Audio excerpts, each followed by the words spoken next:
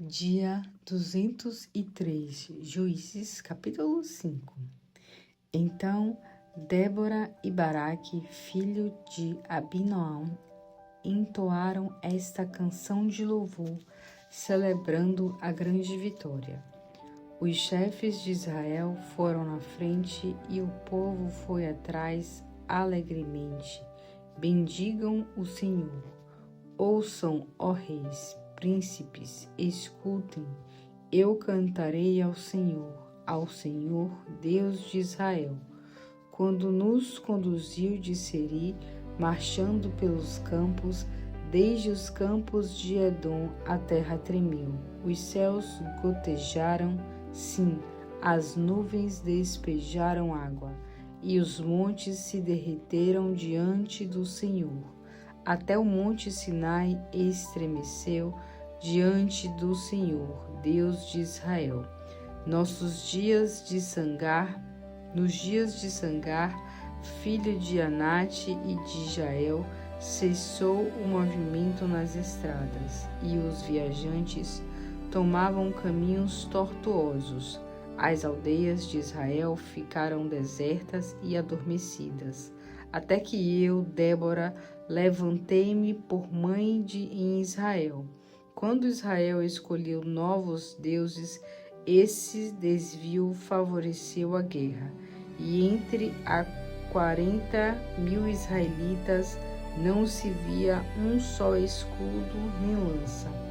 Quando me alegro com os comandantes de Israel, que foram voluntários valorosos, louvem o Senhor, falem todos dessas coisas.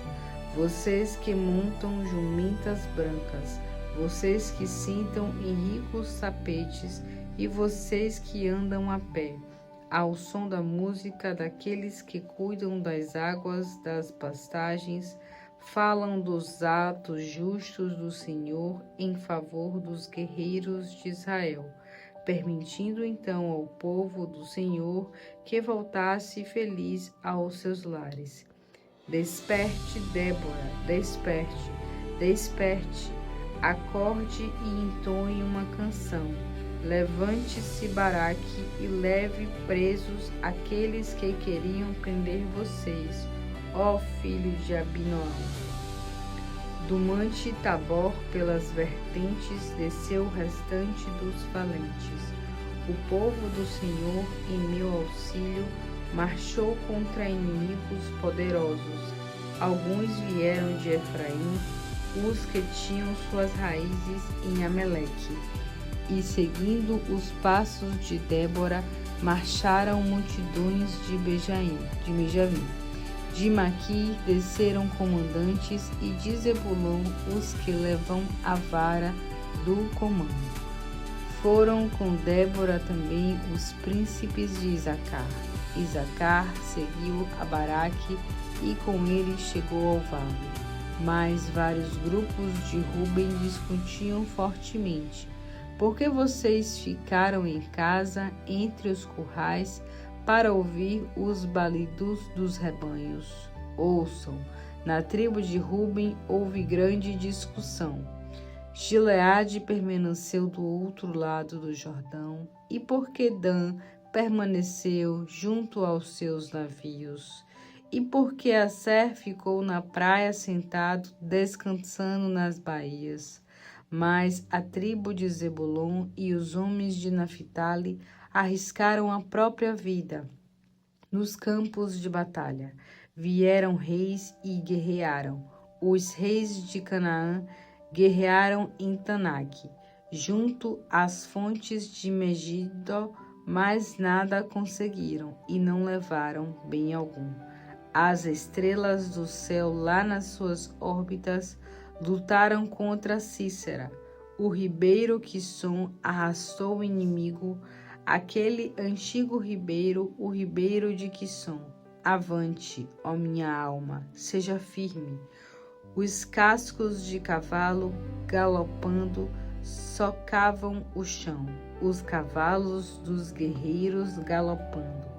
Mas o anjo do Senhor disse: amaldiçoou em Meróis, amaldiçoem durante os seus moradores, porque não vieram combater com o Senhor, combater ao lado do Senhor e seus heróis.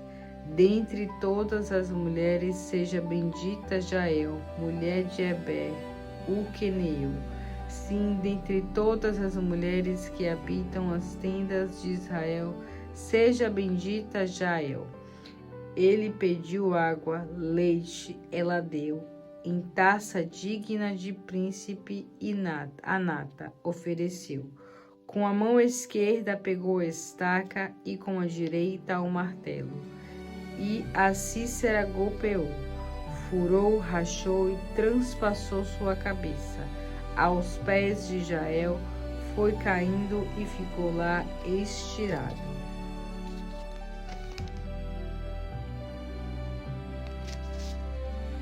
Aos pés dela dobrou o corpo e ali mesmo caiu morto. A mãe de Cícera olhava pela janela e exclamava atrás da grade: por que a demora o carro dele?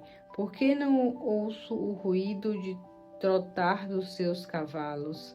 Mas as mais sábias de suas damas de companhia responderam, e ele falava consigo mesma: de certo, então, encontrado e repartindo muitos despojos, uma ou duas moças para cada homem, e para Cícera tecido de várias cores, tecidos coloridos e bordados, e uma ou duas estolas finamente bordadas para o meu pescoço. Assim morreram ao Senhor todos os seus inimigos. Mas os que amam o Senhor brilhem, como brilha a força do sol nascente. Depois dessas coisas, a terra ficou em paz durante 40 anos.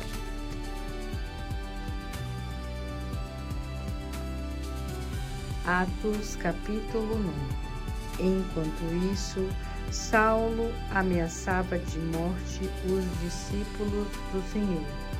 Dirigindo-se ao sumo sacerdote de Jerusalém, pediu-lhe uma carta para as sinagogas de Damasco, pedindo a cooperação delas na perseguição a todos os seguidores de Cristo que encontrasse ali, tanto homens como mulheres, seguidores do caminho, para que ele pudesse levá-los presos para Jerusalém.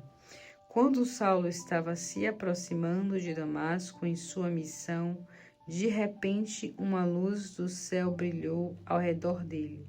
Ele caiu no chão e ouviu uma voz dizendo: Saulo, Saulo, por que você está me perseguindo?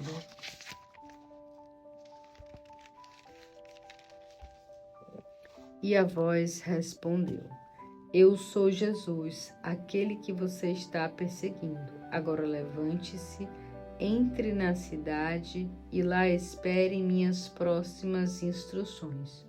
Os homens que estavam com Saulo ficaram mudos, porque ouviram a voz, mas não viam ninguém.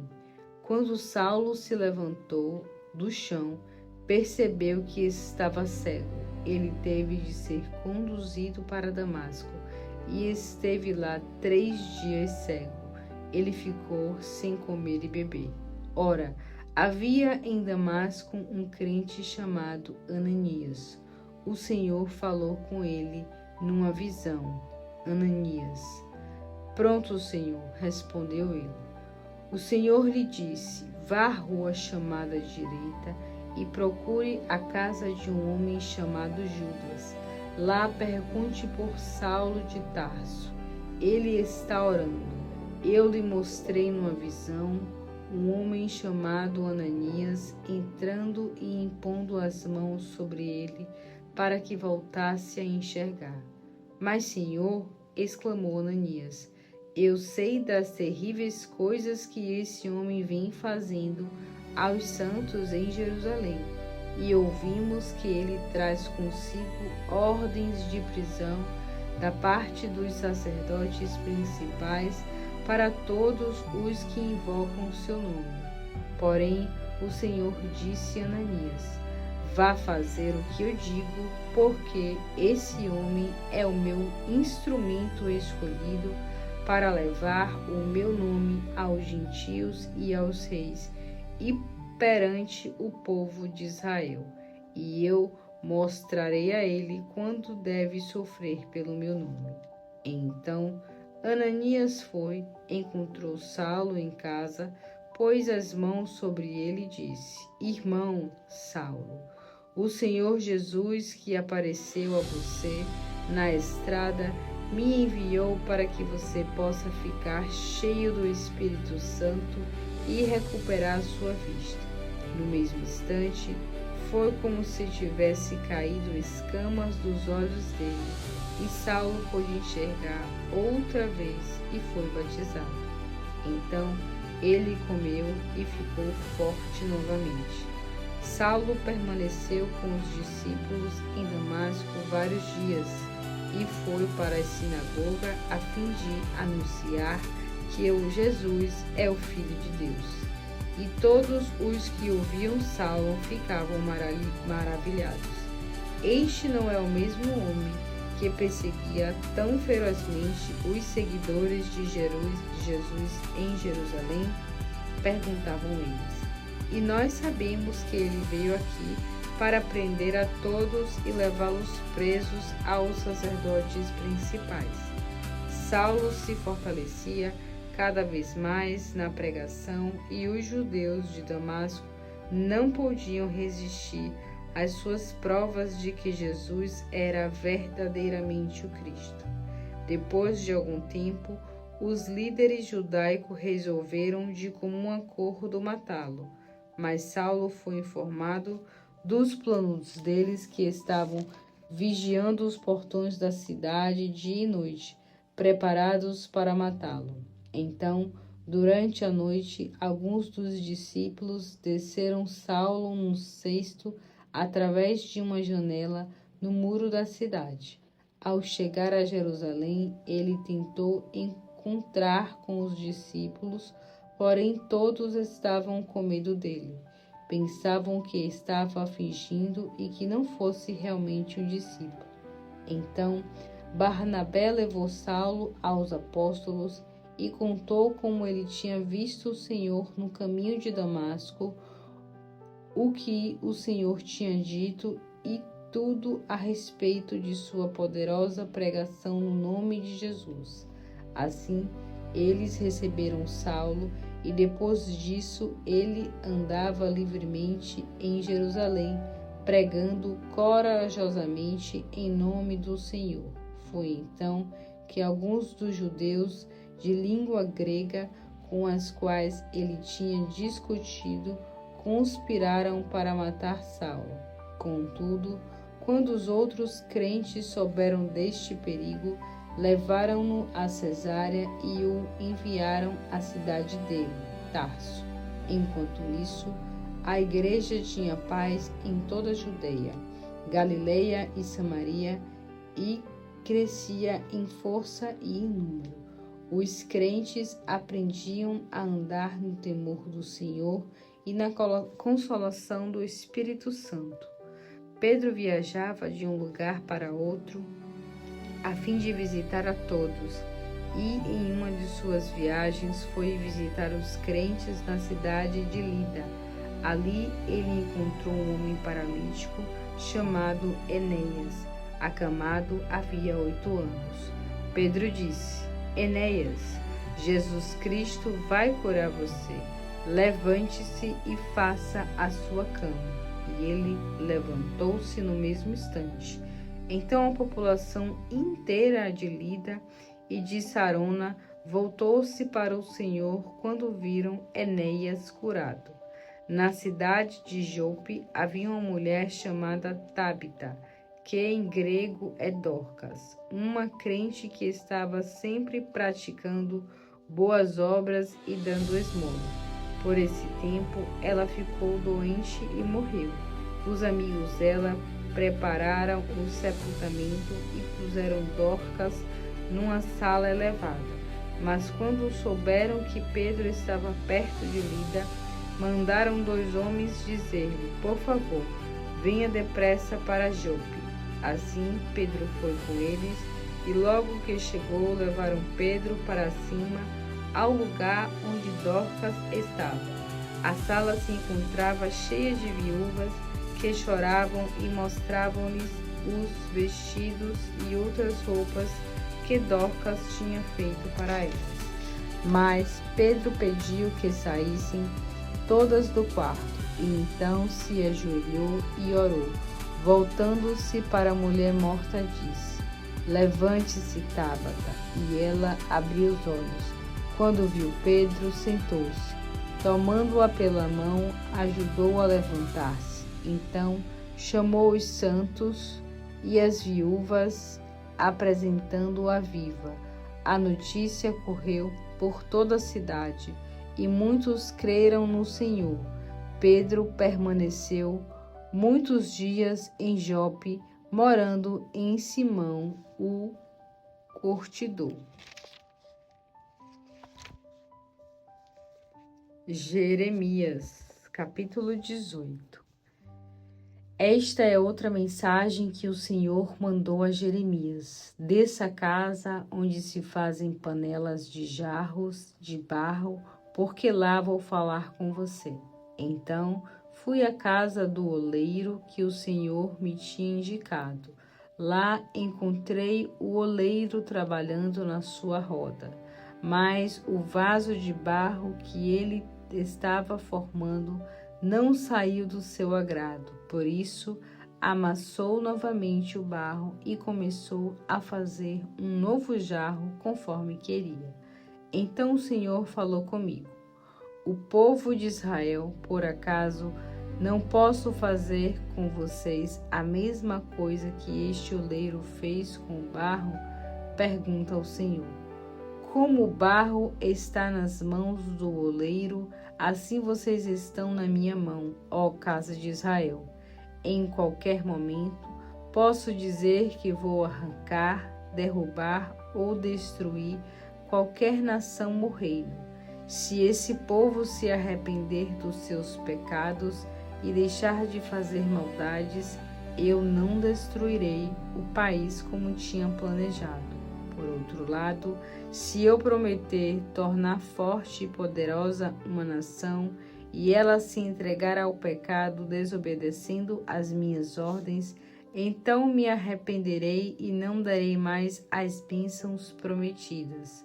Pois isso, Jeremias, diga ao povo de Judá e aos moradores de Jerusalém: assim diz o Senhor, estou planejando uma desgraça para vocês, um futuro de sofrimento e não de paz. Já eu estou preparando o meu castigo, por isso arrependam-se, abandonem os seus pecados e as suas maldades, voltem a fazer o bem e a andarem pelo caminho certo.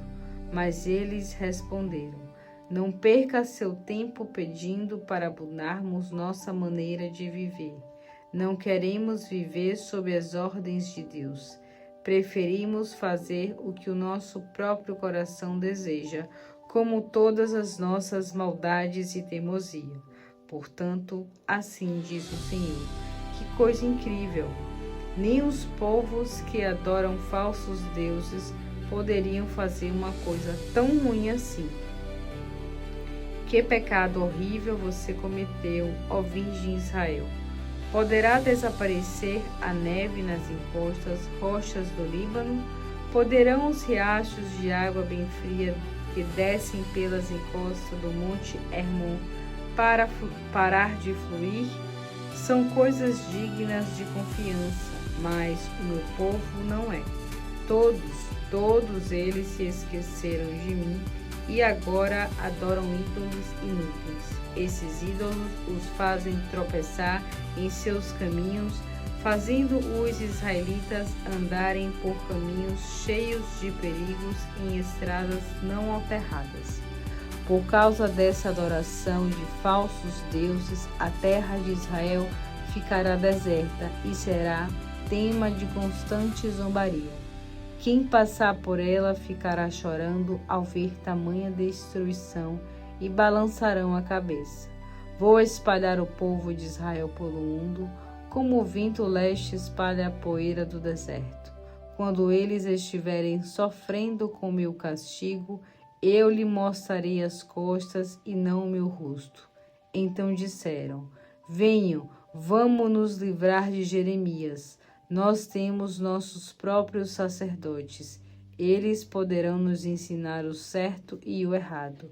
Nós temos sábios para nos dar conselhos e profetas para nos dizer o que vai acontecer. Vamos fechar a boca desse Jeremias, para que não fale mais contra nós, nem nos aborreça. Senhor, por favor, ajuda-me. Vejo o que os meus acusadores estão dizendo. Será que o Senhor vai deixar essa gente pagar mal por bem? Eles preparam uma armadilha para mim. Lembre que comecei diante do Senhor pedindo para não destruir o povo na sua ira, pedindo o bem para toda essa gente. Mas agora, Senhor, eu peço, entregue os filhos deles à fome e também à espada, que as suas mulheres se transformem em viúvas, faça com que percam também os seus filhos. Morram os maridos de pestes e os filhos à espada na batalha. Faça essa gente gritar de terror quando bandos de inimigos entrarem por suas casas, porque eles planejaram a minha morte e prepararam armadilhas para me destruir. Mas Deus, o Senhor, conhece bem os planos que eles traçam para me matar. Não perdoe os seus crimes, nem apague os seus pecados diante dos seus olhos. Castigue este povo com toda a sua ira.